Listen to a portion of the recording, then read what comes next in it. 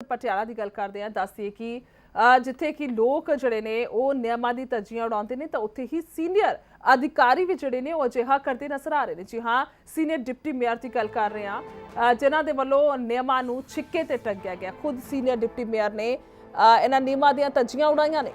ਇਕਾਂਤਵਾਸ ਦੇ ਵਿੱਚ ਹੋਣ ਦੇ ਬਾਵਜੂਦ ਦੱਸ ਦਈਏ ਰਾਸ਼ਨ ਵੰਡਿਆ ਜਾ ਰਿਹਾ ਡਿਪਟੀ ਮੇਅਰ ਦੇ ਵੱਲੋਂ।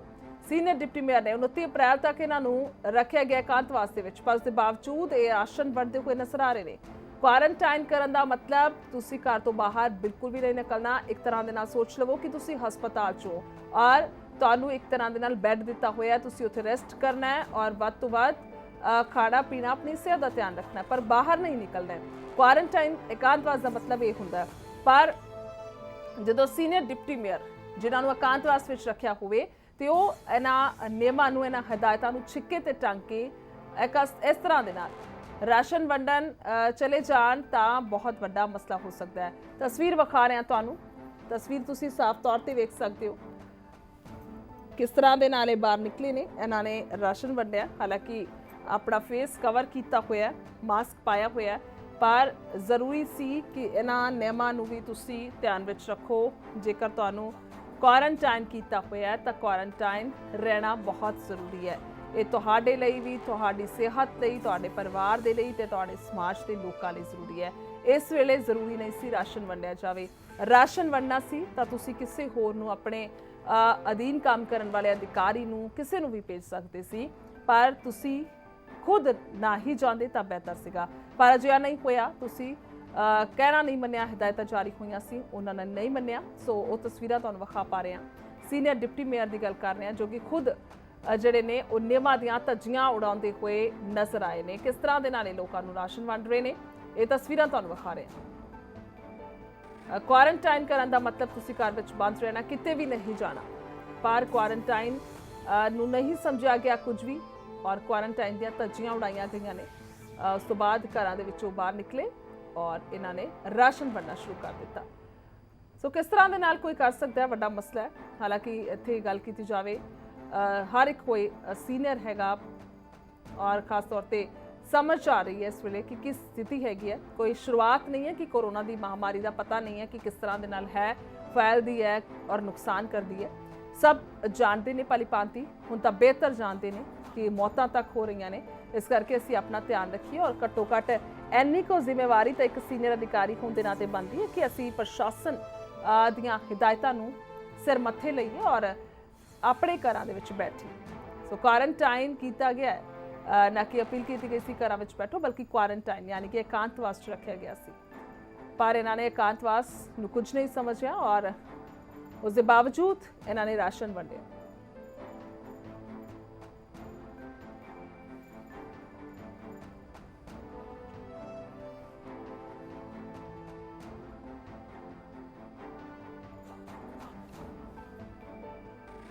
ਸੀਨੀਅਰ ਡਿਪਟੀ ਮੇਅਰ ਨੂੰ 29 ਅਪ੍ਰੈਲ ਤੱਕ ਇਕਾਂਤਵਾਸ ਰੱਖਿਆ ਗਿਆ ਸੀ।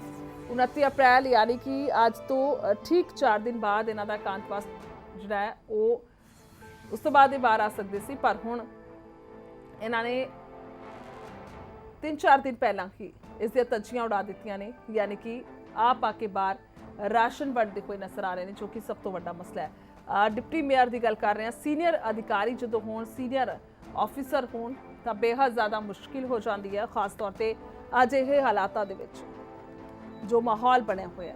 ਹਾਲਾਂਕਿ ਲੋਕ ਜਿਹੜੇ ਆਮ ਨੇ ਉਹ ਕਹਿਣਾ ਨਾ ਮੰਨਣ, ਕਿਤੇ ਨਾ ਕਿਤੇ ਸਮਝ ਆਉਂਦਾ ਹੈ, ਪਰ ਜਦੋਂ ਇਸ ਤਰ੍ਹਾਂ ਦੇ ਨਾਲ ਸੀਨੀਅਰ ਲੋਕ ਜਿਹੜੇ ਨੇ ਉਹ ਕਹਿਣਾ ਨਾ ਮੰਨਣ ਜਾਂ ਹਿਦਾਇਤਾਂ ਨੂੰ ਕੁਝ ਵੀ ਸਮਝਣ ਨਾ, ਤਾਂ ਬੜਾ ਵੱਡਾ ਮਸਲਾ ਹੋ ਜਾਂਦਾ ਹੈ। ਸੋ ਉਹੀ ਮਸਲਾ ਇੱਥੇ ਨਜ਼ਰ ਆ ਰਿਹਾ। ਤਸਵੀਰਾਂ ਵਿਖਾ ਰਹੇ ਹਾਂ ਤੁਹਾਨੂੰ ਸੀਨੀਅਰ ਡਿਪਟੀ ਮੇਅਰ ਦੀਆਂ, ਜਿਹੜੇ ਕਿ ਘਰ ਦੇ ਬਾਹਰ ਲੱਗਿਆ ਹੋਇਆ ਬੋਰਡ ਯਾਨੀ ਕਿ ਨੋਟਿਸ ਕਿ ਇਕਾਂਤਵਾਸ ਦੇ ਵਿੱਚ ਨੇ, ਤੇ ਇਕਾਂਤਵਾਸ ਦਾ ਮਤਲਬ ਕੋਈ ਵੀ ਨਾ ਆਏਗਾ ਤੇ ਨਾ ਬਾਹਰ ਜਾਏਗਾ। ਪਰ ਇੱਥੇ ਇਹ ਕੁਝ ਵੀ ਨਜ਼ਰ ਨਹੀਂ ਆਇਆ। ਸੀਨੀਅਰ ਡਿਪਟੀ ਮੇਅਰ ਸਾਹਿਬ ਜਿਹੜੇ ਨੇ ਉਹ ਘਰ ਤੋਂ ਬਾਹਰ ਨਜ਼ਰ ਆਏ।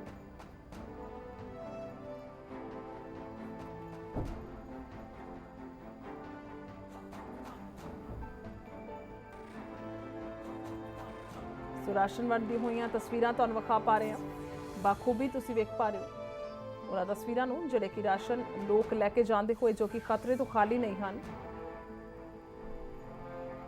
घर तो बाहर रहो, इंतज़ार करो। क्वारंटाइन जिहड़ा है वो समा पा दिता गया सी नोटिस दे राहीं, पर क्वारंटाइन नूं कुछ समझिया नहीं गया। क्यों अजिहा कीता गया? सवाल बहुत वड्डे ने। एकांतवास विच रखना इसका कारण हुंदा है क्योंकि हो सकता है तुसी किसी ना किसी संपर्क विच आए होवो पॉजिटिव मरीज दे। हालांकि तुहानूं कोई सर्दी जुकाम बुखार नहीं है, कोई लक्षण नहीं है कोरोना दे, पर इसका जिहड़ा कोरोना दा अगर गल करी जाए तो पता तद चलता है जदों काफ़ी दिन निकल जाते हैं। तस्वीरां विखा रहे हैं तुहानूं, किरपा करके दरवाजे नूं हथ ना लगाओ अते बाहर इंतज़ार करो। दो तस्वीरां विखा पा रहे घर दे बाहर एकांतवास का पोस्टर लगा दिता गया, स्टे सेफ स्टे होम, ये पोस्टर लगाया गया। क्वारंटाइन इन्होंने किया होया, पर दूसरे पासे लोगों को राशन वंडते हुए नज़र आए ने, यानी कि घर तो बाहर निकलते हुए नज़र आए ने। दो तस्वीरां तुहानूं विखा पा रहे हैं, घर के बाहर एकांतवास और दूसरे पासे लोगों को राशन वंडना। कि कुछ हालात ने लगातार बने हुए हैं, खास तौर पर अगर गल की जाए नियमां नूं छिक्के ते टंगिया जा रहा है। सो पटियाला के सीनियर डिप्टी मेयर जिन्हों ने नियमां नूं छिक्के ते टंगिया धज्जियां उड़ा दित्तियां ने। हालात की ने दिखा पा रहे हैं तुहानूं, जिथे क्वारंटाइन जिसनूं कर दिता जाए, रुकण लई किया जाए, दरवाजे नूं भी हथ ना लगाउण लई किया जाए, उत्थे ही जदों उस घर विच रहण वाले शख्स ही बाहर आ जाण तां की स्थिति बनेगी, ये अपने आप अंदाज़ा लगाया जा सकता है। सो दो तस्वीरां दिखा रहे हैं तुहानूं, लोकां नूं राशन वंडिया जा रहा है, घर दे बाहर एकांतवास का पोस्टर लगाया गया।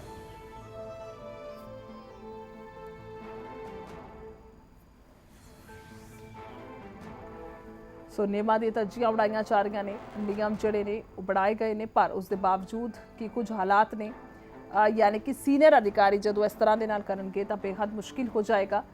समझण दी लोड़ है, थोड़ा जा समझण दी लोड़ है, रुकण दी लोड़ है, सुचेत होने की लोड़ है। बहुत ज़्यादा दिन नहीं होंगे, 14 दिन 14 दिन लिए क्वारंटाइन कर दिता गया। इसका मतलब तुसी सिर्फ 14 दिन अपने घर रहना है, उस तो बाद तुसी बाहर निकल सकते हो, तुसी सुरक्षित हो जाते हो, सेफ हो जाते हो। अगर बहुत जरूरी काम है तो तुसी निकल सकते हो अपने आप को प्रोटैक्ट करके, मास्क पा के और हत्थां विच ग्लव्स पा के। इत्थे वेखण नूं मिल रहा है हत्थां विच ग्लव्स भी नज़र नहीं आ रहे, सिर्फ तो सिर्फ मास्क ही नज़र आ रहा है, वो भी चेहरे ते। सो ये भी वड्डे सवाल ने, किस तरह दे नाल सब कुछ इत्थे हालात होणगे अगे, जिन्हां लोकां दे नाल इन्हां दे नाल मिले ने।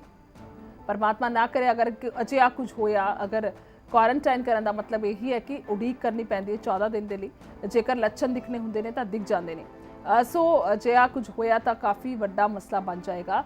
जिन्हां लड़कियां औरतां के संपर्क में भी जिन्होंने राशन वंड रहे हैं उन्होंने नज़र आ रहे हैं, सो काफ़ी वड्डी समस्या हो जाएगी।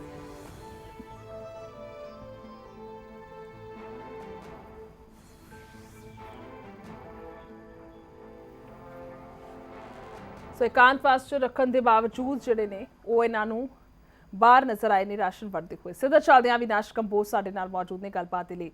अविनाश, सब तो पहला जानना चाहांगे अजिहा क्यों किया गया, हुण तक की कुछ सामने आया?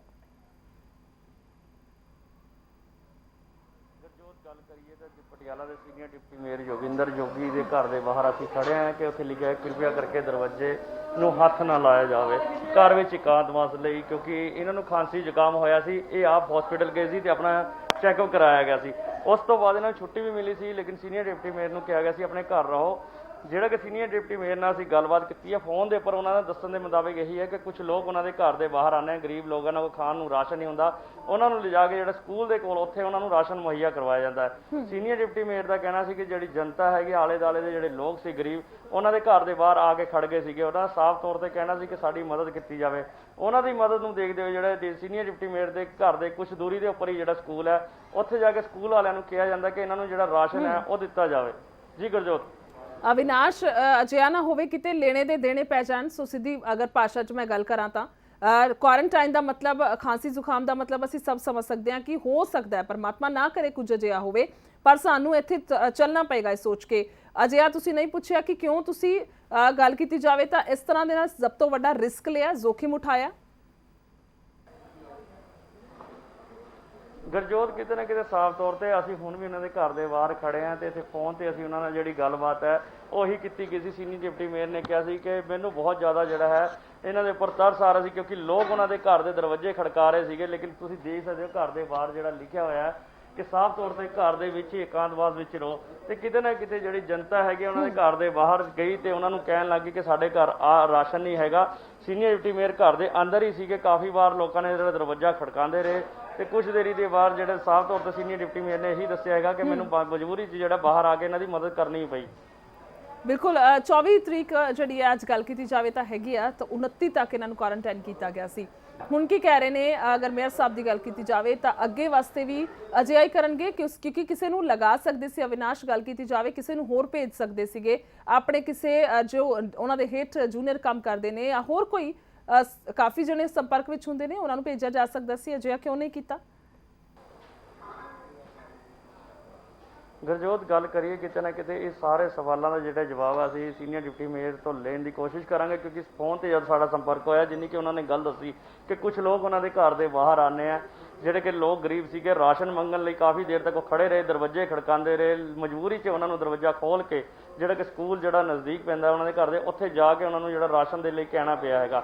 ਕਿਤੇ ਨਾ ਕਿਤੇ ਇਹਨਾਂ ਸਵਾਲਾਂ ਦਾ ਜਵਾਬ ਵੀ ਲਵਾਂਗੇ, ਕਿਉਂਕਿ ਸਾਫ਼ ਤੌਰ ਤੇ ਜਿਹੜਾ ਘਰ ਦੇ ਬਾਹਰ ਲਿਖਿਆ ਵਿੱਚ ਘਰ ਵਿੱਚ ਇਕਾਂਤਵਾਸ ਵਿੱਚ ਰਹੋ, ਕਿਉਂ ਇਦਾਂ ਦਾ ਕਦਮ ਚੱਕਿਆ ਤੇ ਕੀ ਇਦਾਂ ਦੀ ਮਜਬੂਰੀ ਸੀ ਸੀਨੀਅਰ ਡਿਪਟੀ ਮੇਅਰ ਦੀ, ਕਿਉਂਕਿ ਕਿਤੇ ਨਾ ਕਿਤੇ ਕਰੋਨਾ ਮਹਾਮਾਰੀ ਦੇ ਚੱਲਦੇ ਹੋਏ ਕਿਤੇ ਨਾ ਕਿਤੇ ਸਚੇਤ। ਠੀਕ ਹੈ, ਬਹੁਤ ਬਹੁਤ ਸ਼ੁਕਰੀਆ ਜੁੜਨ ਦੇ ਲਈ। ਮੌਕੇ ਦੀ ਨਜਾਕਤ ਨੂੰ ਸਮਝਦੇ ਹੋਏ ਤੇ ਅੱਜ ਦੀ ਸਿਚੁਏਸ਼ਨ ਨੂੰ ਮੁੱਖ ਰੱਖਦੇ ਹੋਏ ESS ਗਲੋਬਲ ਤੁਹਾਨੂੰ ਇਹ ਐਡਵਾਈਸ ਦਿੰਦਾ ਹੈ ਕਿ ਆਪਣੇ ਘਰਾਂ ਤੋਂ ਬਾਹਰ ਨਾ ਨਿਕਲੋ, ਆਪਣੀ ਹੈਲਥ ਤੇ ਸੇਫਟੀ ਦਾ ਖਿਆਲ ਰੱਖੋ। ਸਿਰਫ ਜਿਹੜੇ ਬਹੁਤ ਜ਼ਰੂਰੀ ਕੰਮ ਹੈ ਉਹਨਾਂ ਵਾਸਤੇ ਹੀ ਘਰੋਂ ਬਾਹਰ ਨਿਕਲੋ। ਇੱਥੇ ਹੀ ਕੁਐਸਚਨ ਖੜਾ ਹੁੰਦਾ ਹੈ ਕਿ ਮੇਰਾ ਬਾਹਰ ਜਾਣ ਦਾ ਸੁਪਨਾ ਬਿਨਾਂ ਘਰੋਂ ਬਾਹਰ ਨਿਕਲੇ ਕਿੱਦਾਂ ਪੂਰਾ ਹੋਏਗਾ? ਤੁਹਾਡੇ ਸਾਰੇ ਸੁਪਨਿਆਂ ਨੂੰ ਮੁੱਖ ਰੱਖਦੇ ESS ਗਲੋਬਲ ਲੈ ਕੇ ਆਇਆ ਆਨਲਾਈਨ ਪਲੇਟਫਾਰਮ। ਲੌਗਇਨ ਕਰੋ essglobal.com। ਆਨਲਾਈਨ ਕਾਉਂਸਲਿੰਗ ਘਰੇ ਬੈਠੇ ਪੂਰੇ ਪਰਿਵਾਰ ਨਾਲ ਲਓ, ਘਰੇ ਬੈਠ ਕੇ ਸਪਟੈਂਬਰ 2020 ਇਨਟੇਕ ਵਾਸਤੇ ਹੁਣੇ ਲੌਗਇਨ ਕਰੋ essglobal.com ਐਂਡ ਆਪਣੀ ਕਾਉਂਸਲਿੰਗ ਦੀ ਆਨਲਾਈਨ ਕਾਉਂਸਲਿੰਗ ਦੀ ਅਪਾਇੰਟਮੈਂਟ ਬੁੱਕ ਕਰੋ।